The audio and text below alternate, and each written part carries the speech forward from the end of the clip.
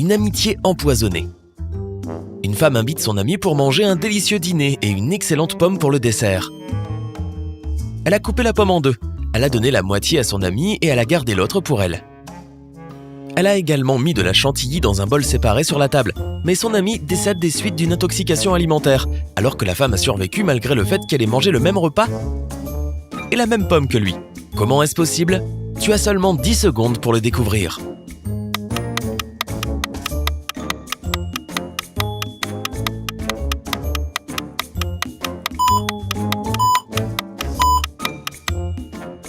Réponse, le poison se trouvait dans la chantilly.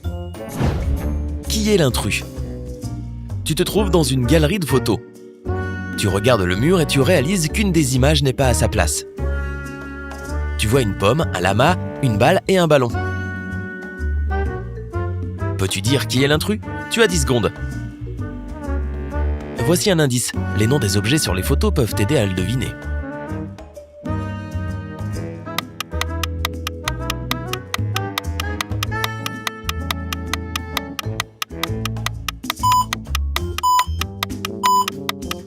Réponse, c'est le lama. Les 3 autres objets ont des consonnes doubles dans leur nom. Qui est-ce ? Le père de John a 3 enfants. Il y a Jack, l'étudiant calme et intelligent, puis il y a Jason, l'athlète populaire. Alors, qui est le 3e enfant ?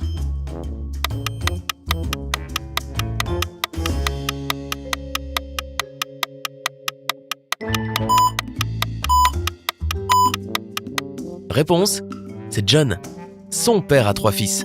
Jack, Jason et lui-même, John. L'agent du FBI. Tu es un agent du FBI et tu te diriges dans la salle d'épreuve pour récupérer un fichier important. En arrivant, tu vois que l'agent en charge de protéger les preuves a été assassiné. Tu regardes sur l'étagère contenant les dossiers d'épreuves et tu réalises que l'un d'entre eux a disparu. La première question à laquelle tu dois répondre est: quelle est la lettre manquante ? Tu as seulement 10 secondes pour le faire.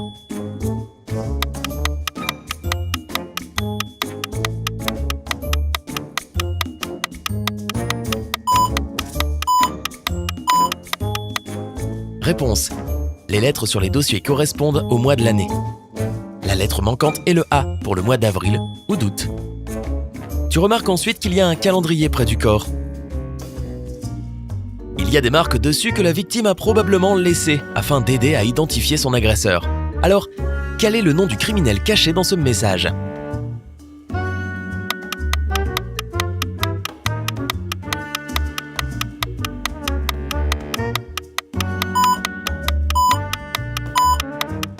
Réponse. Les premières lettres des mois marqués indiquent Jason. Tu continues tes recherches. Pour une raison inconnue, Jason a décidé de te laisser quelques indices. Il a écrit « Le 13 avril est mon demi-anniversaire » sur un calendrier, à côté d'une clé sur laquelle il y a écrit « Dob ».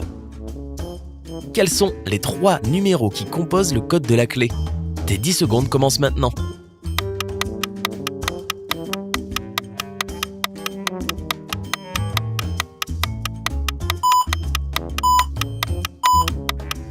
Réponse. Si le 13 avril, il est à mi-chemin pour son anniversaire, alors le grand jour est le 26 octobre. Le code est donc 10, 2, 6. Tu entres dans une pièce avec 4 portes et une horloge accrochée au-dessus de ces portes. Il y a des formes aléatoires sur chaque porte, mais tu peux seulement choisir d'ouvrir une seule porte. Alors laquelle choisiras-tu ?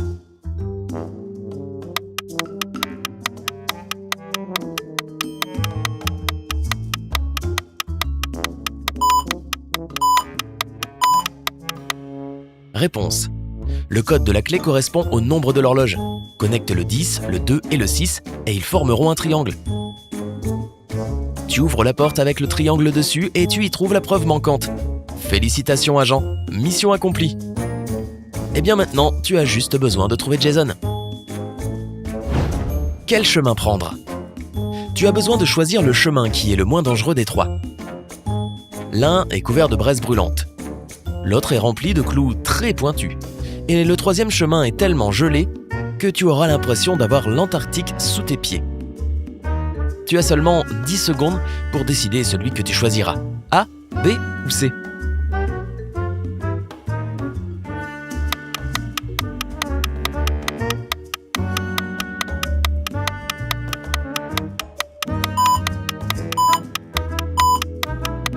Réponse. Tu devrais choisir C. Cette glace finira bien par fondre, d'autant plus en étant aussi proche de ces braises chaudes. Meurtre dans les bois. Dimanche, Jack est allé se promener avec son ami Bob, juste après avoir déjeuné avec son frère Dylan. Le samedi suivant, la police a retrouvé Jack mort dans les bois. Dylan a dit qu'il avait travaillé toute la semaine. Bob a été retrouvé près de la route. Il a dit qu'il s'était perdu dans les bois peu après qu'il soit arrivé et qu'il venait tout juste de retrouver son chemin. Regarde l'image et découvre qui est le menteur.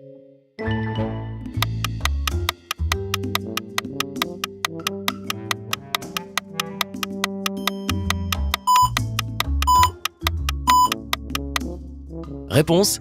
Bob est le menteur. Comment peut-il être aussi bien rasé après avoir été perdu dans les bois pendant une semaine ? Peut-être qu'il a emmené son rasoir, sa mousse à raser et un miroir avec lui. Ouais, probablement pas. Un casse-tête mathématique. Un homme est assis à côté d'une fenêtre givrée et il boit un chocolat chaud lors d'une journée d'hiver. Il écrit sur la vitre avec son doigt 0 plus 0 égale 64.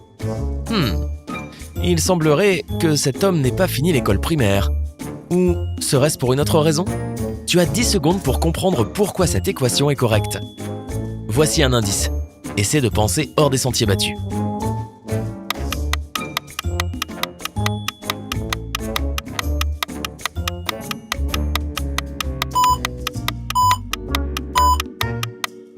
Réponse.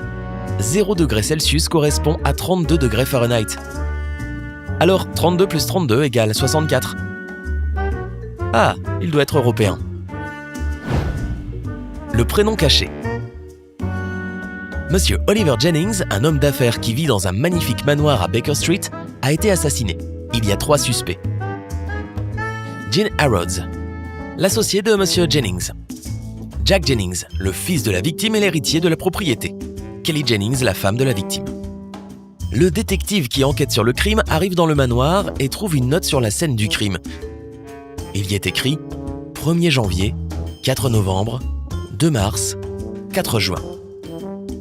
En un seul coup d'œil, il a immédiatement compris lequel des suspects était le meurtrier. Peux-tu le deviner aussi ? Voici tes 10 secondes.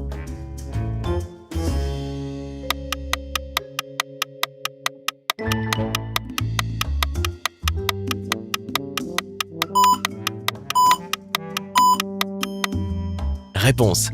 Tu dois examiner les nombres et les noms des mois. Le 1er janvier correspond à la première lettre du mot janvier, J. La 4e lettre dans le mot novembre est E. La 2e lettre dans le mot mars est A.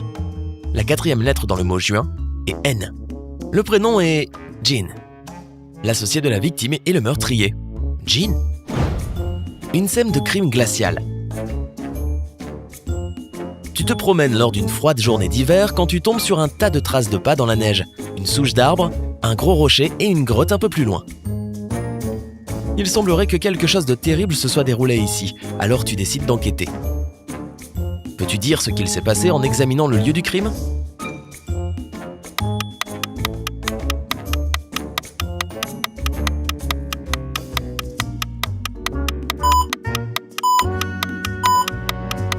Réponse. Regarde attentivement les empreintes. 2 personnes se sont rencontrées ici. L'une d'entre elles a poussé l'autre sous la souche de l'arbre et s'est cogné la tête sur le rocher. L'agresseur a alors transporté le corps dans la cave et s'est enfui. Waouh, pas top comme quartier. Le mari suspicieux. Chris et Kelly étaient mariés depuis 2 ans quand Chris a commencé à ressentir un doute lancinant. Il avait l'impression que sa femme lui était infidèle. Il a alors décidé d'embaucher un détecteur privé. Une semaine plus tard, il a obtenu ses photos et il a réalisé qu'il avait raison. Kelly le trompait. Comment a-t-il su en regardant simplement ces images ?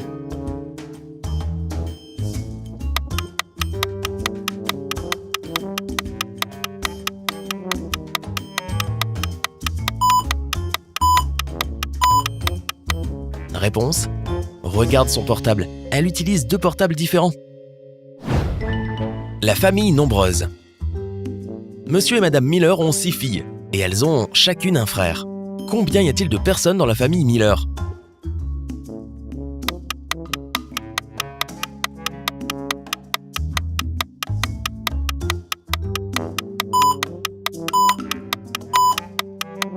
Réponse: il y a seulement 9 mineurs. Chaque fille partage le même frère, alors il y a 6 filles, un fils, la mère et le père. Ce qui fait un total de 9 personnes. Des empreintes étranges. Un homme a été retrouvé mort dans un champ enneigé. Quand la police a examiné le lieu du crime, ils ont remarqué des empreintes étranges qui s'éloignaient du corps. Elles se trouvaient entre 2 lignes. Alors, que devrait rechercher la police? Tu as 10 secondes sur le chronomètre.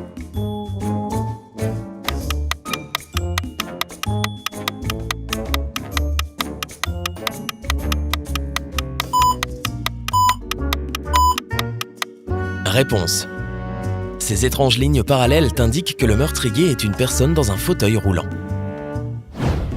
Des lunettes rusées. John était en train de passer une soirée tranquille à la maison. Il lit un livre dans son fauteuil. Soudainement, la statue très chère de sa femme est tombée et s'est cassée dans leur chambre. Il a couru dans la chambre à temps pour voir un étranger sauter par la fenêtre et s'enfuir. John a essayé de le poursuivre, mais ses lunettes se sont embuées à cause du froid. Il n'a donc pas pu identifier l'intrus. Quand la police est arrivée, ils ont écouté son histoire et ils ont immédiatement compris qu'il mentait. Il ne voulait tout simplement pas admettre que c'était lui qui avait cassé la statue. Comment ont-ils su?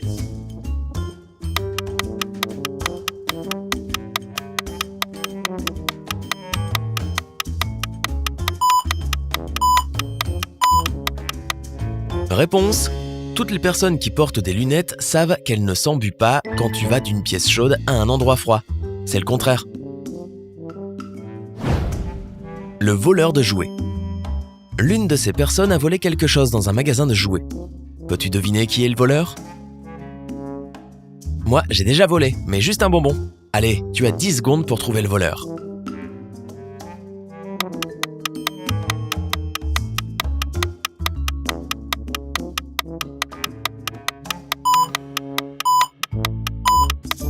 Réponse: tout d'abord, ce n'est pas le garçon. Il est juste en train de supplier sa mère de lui acheter cette voiture en jouets. Le magasin de jouets ne vend pas d'ours en peluche tel que celui qui se trouve dans le sac de la mère, alors ce n'est pas elle la voleuse. Ils ne vendent pas de petits lapins en peluche non plus, comme celui dans le sac du monsieur. Mais le magasin vend des balles rebondissantes et la femme dans la robe jaune en a caché une sous sa robe, en se faisant passer pour une femme enceinte. Voilà ton voleur, la suspecte enceinte. Le patient dans le coma. Un homme se réveille à l'hôpital après un accident de moto qui l'a plongé dans le coma pendant 4 mois. Il ne se rappelle de rien.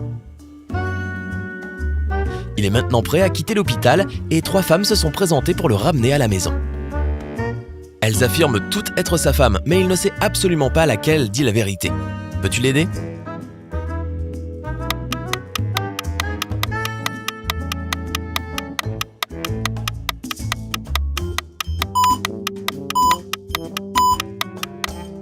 Réponse: son épouse est la seule femme qui porte une alliance.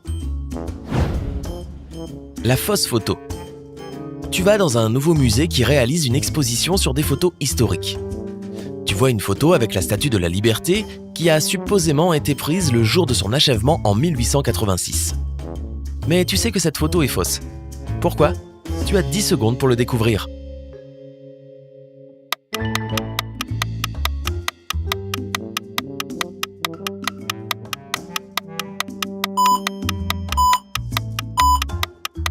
Réponse: la Statue de la Liberté est fabriquée en cuivre. Alors, quand elle a été construite, elle avait plutôt la couleur d'un centime.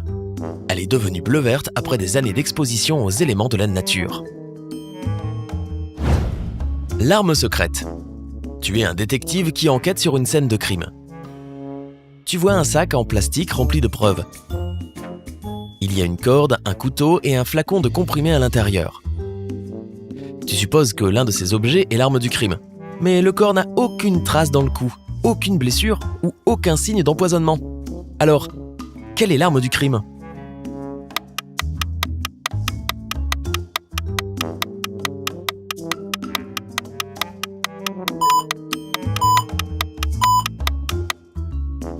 Réponse: c'est le sac en plastique.